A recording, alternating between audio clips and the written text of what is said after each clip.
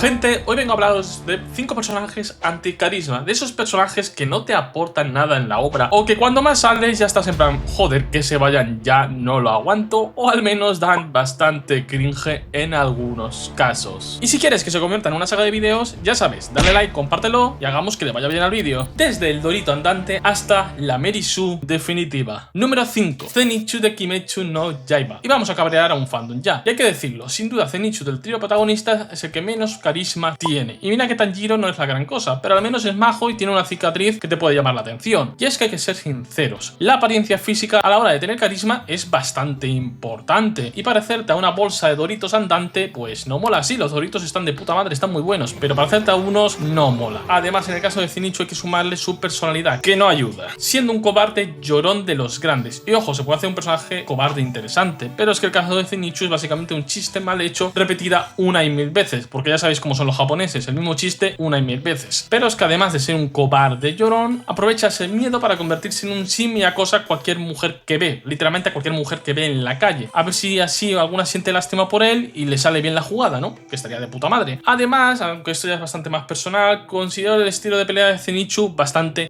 pero ya os digo, esto es personal. En general, los personajes que tienen poca versatilidad en combate, es decir, que se basan en una o dos técnicas, no me suelen gustar. Y Zenitsu es básicamente lo mismo a lo largo de toda la obra, quitando un poquito el final quizá, ya que básicamente es, ay, tengo miedo, me duermo, me desmayo, oh, técnica OP, pego un golpe, soy el relámpago, el rayo, no sé qué, y acabo con mi rival. ¿Qué quieres que te diga? A mí al menos eso me parece un coñazo de peleas, siendo las más aburridas y sin duda las que menos voy a recordar. Pero pasemos al número 4. Número 4. Amber, de Invencible. Y no sé si a vosotros os pasaba, pero al menos a mí y mi colega que nos veíamos la serie juntos, al menos al principio, cada vez que salía Amber era en plan, joder, ya está aquí, por favor, que se vaya. No aporta nada a la obra y probablemente la relación de Amber Invencible es de las cosas más coñazo de toda la serie con diferencia. Ah, y por cierto, la versión del cómic es incluso peor, es la típica gringa rubia tonta que no aporta nada a la obra y es estúpida. Y lo más recordado de este personaje es que su novio después de Mar le cascó una hostia, aún así no lo dejó invencible o lo amenazó. Pero bueno, vamos con la versión de la serie, que al menos tiene un pelín más de algo. ¿Y qué pasó con la Amber de la serie? Pues que aparte de decidir cambiarla de color, básicamente la convirtieron en una santa. Que si da de comer a los pobres, que si se preocupa por los necesitados, que si va a ayudar a esta organización de no sé menos. Vamos, que básicamente la Lisa Simpson de este universo. Y ojo, no está mal hacer un personaje que se preocupe por los problemas de la gente, pero el problema es cuando este personaje no se siente orgánico y simplemente es forzado. De verdad, no te puedes preocupar por todas las luchas sociales que existen. No es que solo sea físicamente imposible, es que algunas luchas sociales te van a sudar los huevos porque no te van a importar, porque no te afectan. Simplemente la haces un personaje plano que se preocupa por los demás y además lo haces aburrido. Además, también hay que decirlo que perdió bastantes puntos cuando se enfadó con Invencible por en principio que huyó y la abandonó al no protegerla de los Ranimens. Hasta ahí puedes decir, bueno, tiene lógica que se enfade por eso. Un poco egoísta, pero es lógico. Pero es que no, resulta que no se enfadó por eso, ya que Amber ya sabía desde hace un tiempo de que Mar era invencible y se enfada porque no se lo había contado. Y es en plan, chica, literalmente lleváis unos meses saliendo y os conocéis básicamente desde hace el mismo tiempo porque os pusiste a salir más os conocisteis. ¿Por qué carajo te iba a contar que es invencible cuando no solo se pone en peligro a él, a sus familiares, sino también a ti? Es la primera norma de cualquier superhéroe de cualquier universo, no contarles de primeras a tu novia o pareja que tienes un superpoder, como mucho lo sabe obviamente tu familia y a lo muy mucho pues tu mejor amigo de toda la vida, porque es tu mejor amigo de toda la vida. Así que quieres que te diga, bastante este momento, siendo sinceros. Además que después de dejarlo con Invencible, la siguiente novia de Invencible fuera Atomy, tampoco ayudó a que recordaras al personaje y simplemente se quedó en el olvido. Pero pasemos al prota llorón. Número 3. Deku es probablemente uno de los protas de anime con menos carisma, que no tiene nada. A nivel de diseño es bastante simplón o malo. Sí, su traje original lo hizo su madre, muy bonito, pero no deja de ser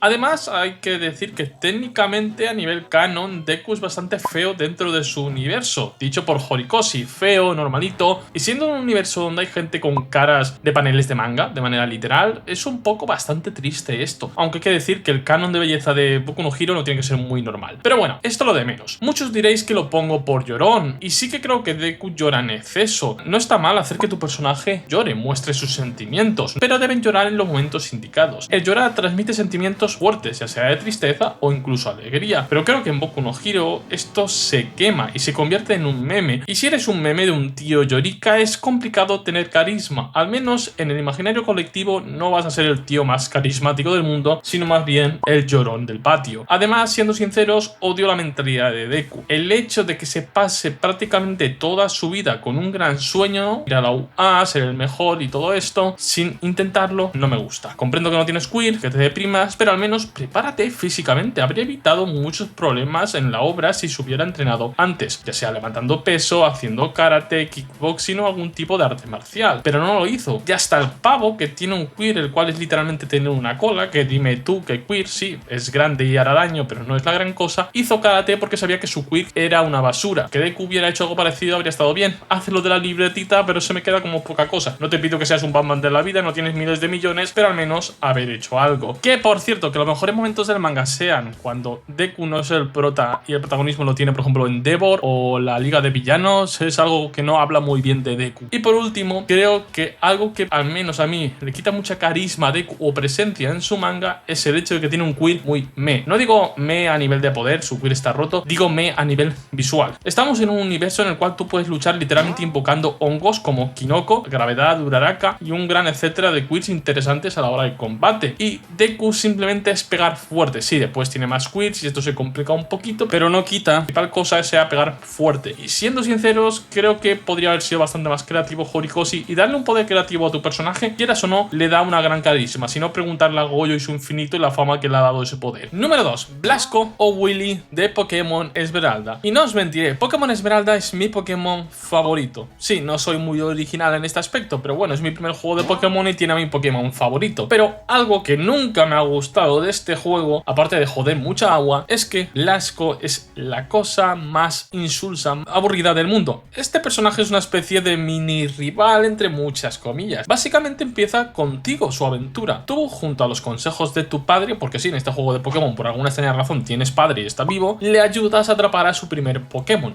un Ralts, que por cierto es jodidamente difícil que te salga un Ralts en esa ruta. Te puedes tirar un buen rato si tú lo quieres atrapar, y además puede salir Shiny, lo cual tiene que cabrear mucho ver cómo a ese mamón le sale un Ralts Shiny. Ese inicio es interesante, seamos sinceros, que tú seas una especie de mentor es bastante curioso, pero no vale para nada, ya que contra Blasco te enfrentas dos veces. Una en la calle Malvalona, que te enfrentas contra su Ralts, y Ralts es un Pokémon que hasta que no evoluciona, sobre todo a Gardevoir, es bastante inútil porque tiene unas estadísticas muy mediocres y tampoco aprende muy buenos ataques, así que es un combate que dices, hermano, ponme 6 Magikarps, al menos sería gracioso. Y después tiene su segundo combate. ¿Cuál es el problema? Que ese combate es en la calle Victoria, es decir, al final del juego, te falta solo la Liga Pokémon y ya está. Depende de la versión, si es el Esmeralda o el Rubí, es al inicio o al final de la calle Victoria, pero esto no cambia mucho. Sí, es verdad que aquí ya tiene bastante más Pokémon, tiene 5 Pokémon, como puede ser su Gardevoir o una Altaria, que ya está bastante más decente, aunque tiene un Delcatty, que era cosa más inútil, pero bueno, al menos tiene algo de gracia este combate, pero ya está, no tiene nada más. Es verdad que después puedes combatir utilizando la Pokénap, pero no lo voy a contar. Al final los combates, digamos, en la historia son estos dos y son muy pocos. Tampoco te voy a decir que todos los personajes de Pokémon tienen una gran carisma, pero incluso Aura, digamos la rival de este juego, pues tiene mucha más carisma. Está cada 2x3 viniendo a combatir contigo. En el primer combate te suelta una frasecita de vamos a echar uno rapidito, que cuando lo juegas de pequeño no te enteras, pero cuando lo ves de mayor dices, uy, señora, un poquito de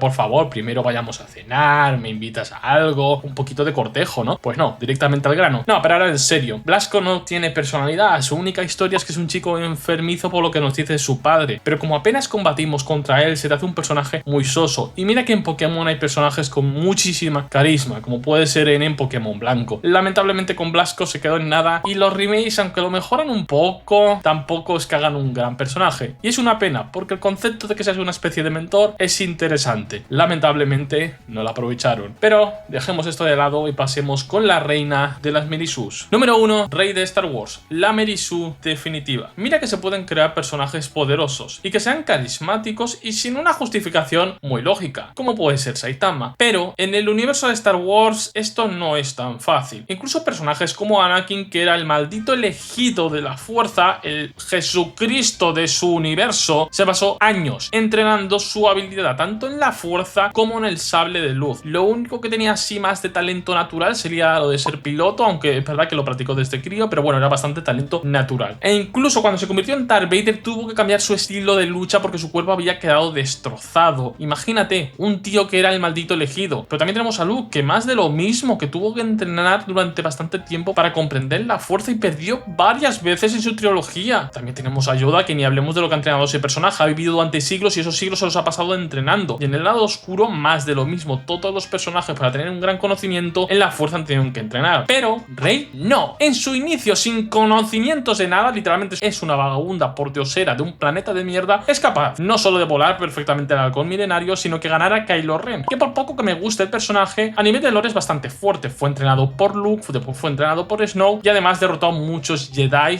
en su momento. Y aún así, Rey le ganó, porque sí, porque es una mujer fuerte y empoderada, pero a lo muy mal, ya sabéis, a lo Disney. Incluso pudo utilizar la manipulación mental que hacen los Jedi, como hace Obi-Wan en la trilogía original, sin ningún tipo de entrenamiento. ¿Sabéis lo jodidamente complicado que es para un Jedi aprender esta habilidad? Comprenderla, entenderla y utilizarla bien. Pues Rey no lo tuvo que hacer. Rey dijo, puedo hacerlo, y lo hizo, ya está. No hubo más, no hay un... ¿Por qué? Simplemente pudo. Fuera de las muchas conveniencias de guión que tiene para que todo le salga bien, tenemos otras cositas. Podríamos decir que nos pseudo obligan a ver cómo consigue llevarse bien o convencer a todos los personajes queridos de la franquicia original, ya sea Han Solo, que casi la ve como una hija, Leia o Luke. Este le costó un poquito más, pero bueno, más de lo mismo. Incluso el chat de Chihuahua acabó queriéndole mucho. Y se nota que es forzado esto, en plan, mira, ¿cómo no te va a gustar Rey si todos los personajes que quieres también la quieren? Te tiene que gustar. Se nota muy forzado esto. Y no hablemos de su relación con Kylo Ren, que probablemente es la peor pareja jamás creada en toda la ficción, y cómo diese ese sipeo amoroso y que al final fuera el poder del amor el cual básicamente le permitió a Rey derrotar al puñetero Palpatine. Sin duda, Rey no tiene carisma porque es un personaje forzado con una obvia intención, no sé si decir política o social detrás. También es obvio que no ayudó a que el personaje tuviera carisma o que el público tuviera cariño, que las campañas publicitarias fueran el rollo de